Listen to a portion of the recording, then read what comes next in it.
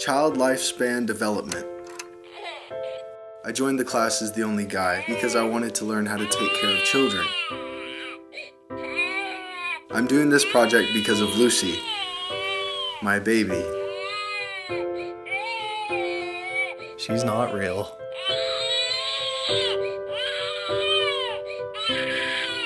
Some newborns don't really cry that much. Lucy does. A lot.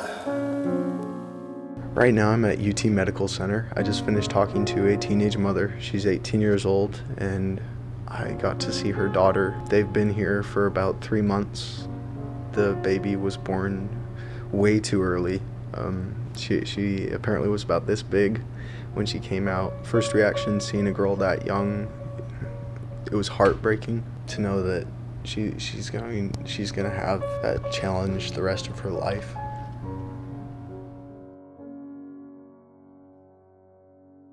I'm Kirk Bass. I live here in Farragut. I'm a neonatologist, which is a pediatrician who's specialized in the care of newborn babies that are sick or premature or need surgery.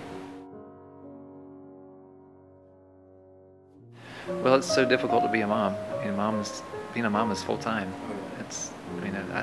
You talked about taking care of a baby doll, a computerized doll that required a lot of time and a lot of feedings and diaper changes. So taking care of a baby it's full time, and you always have to be there for the child. And when the little brand new newborn babies usually eat every 2 to 4 hours. So about every 3 hours you're feeding the baby and changing diapers and walking around holding the little one while it cries and trying to be there for the little one. Young men are more interested in themselves, and they're more interested in football and soccer and sports and activities outside of school, and they are typically more hormonally driven. And even in a relationship, sometimes a relationship is more just to please themselves as opposed to really to be in a relationship to help someone else or to benefit someone else, because young men often are not in relationships because they want to help the other person be happier or help them be more stable in their life or help them finish their education. Sometimes it's more of a selfish reason to be in a relationship. I have a little pager that I wear when I'm in the hospital, and a little message comes across to tell me what is going on, if there's an emergency to come to. And I see these young girls, in the operating room with 10 or 15 people around, and they're having their abdomen open to have a C-section, have a baby. And it's just not quite, I'm sure, what they had planned for that point in their lives.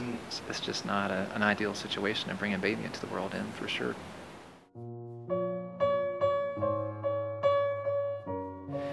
I guess my advice is to be thoughtful, to really determine what you want out of life, and to see yourself in 5 years. Picture yourself in 5 years.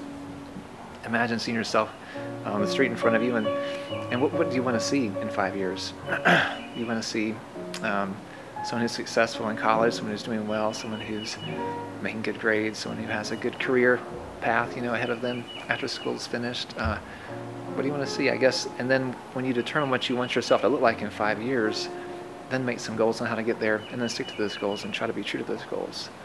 I think if you have a vision and kind of a hope in mind of what you want, then it's easier to reach for that. If you're just kind of living day to day, it's harder to stick to your morals, the things that you decided, the things that you want out of life.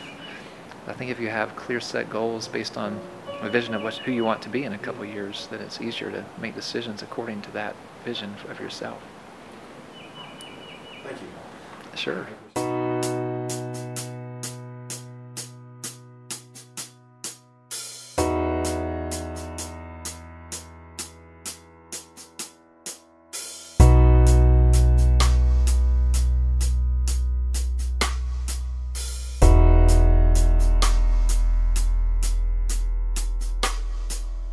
Question 1. About how many teen pregnancies do you think there are yearly in the U.S.? Oh gosh. 500,000. 500,000? That's it. Are you serious? Wow. Question 2. Why do you think there's so many unplanned teen pregnancies in the U.S.? Lack of awareness. Because kids like to have sex. They don't think before they do it. People aren't ready and they don't realize what they're getting into. Question 3. Out of every 10 teens, how many do you think are sexually active? 5, 7. 4. 7. Question 4. Is the guy or the girl more likely to end up with the child? The female. Female. Female. Female. Question 5. How do you think we can avoid teen pregnancies? Not having sex. Just don't have sex. Just don't do it. I would just not do anything. I would make sure, like, I would promise myself that I don't do anything that, you know, alters my life in a way that I really don't want it to go.